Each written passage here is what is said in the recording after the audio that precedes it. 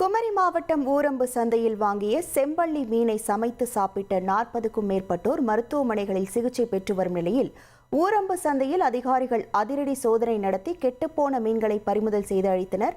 கூடுதல் விவரங்களோடு இணைகிறார் நமது செய்தியாளர் ராஜேந்திர பிரசாத். வணக்கம் ராஜேந்திர பிரசாத். அதிகாரிகள் தரப்பிலிருந்து என்ன சொல்லப்படுகிறது, முழு விவரங்கள்? வணக்கம். அதாவது குமரி மாவட்டம் தமிழக கேரள எல்லையை ஒட்டியுள்ள பகுதியானது ஊரம்பு பகுதி. இந்த பகுதியில் மீன் சந்தையானது செயல்பட்டு வருகிறது.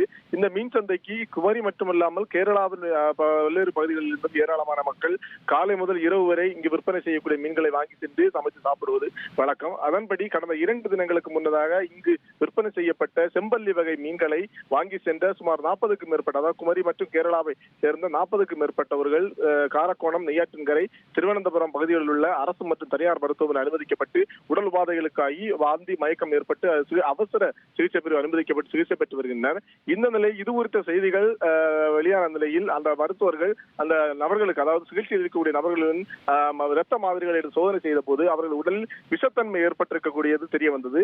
இது சம்பந்தமாக உணவு பாதுகாப்புத்துறை அதிகாரிகளுக்கு உத்தரவிடப்பட்டதன் பேரில் இன்றைய தினம் மாவட்ட உணவு பாதுகாப்புத்துறை அதிகாரிகள் ஊரம்பு பகுதியில் உள்ள சந்தையில் மீன் விற்பனை செய்யக்கூடிய பகுதிக்கு நேரடியாக ஆய்வு மேற்கொண்டனர். உடன் சுகாதாரத்துறையினர் உள்ளிட்டவர்களும் பங்கேற்றிருந்தனர். தொடர்ச்சியாக இந்த பகுதிகளில் விற்பனை செய்யக்கூடிய மீன்கள் சின்ன வகை மீன்கள் எல்லாம் காலையில் பிடித்து விற்பனை செய்ய கொண்டு வரப்படுவதாகவும், மீதமுள்ள அதாவது பெரிய ரக மீன்கள் அனைத்தும் கடந்த 30-40 நாட்கள் ஆழ்கடல் பகுதிகளில் தங்கியிருந்து மீன்பிடித்து பதப்படுத்தப்பட்டு கொண்டு வரக்கூடிய மீன்களாக இருந்தது.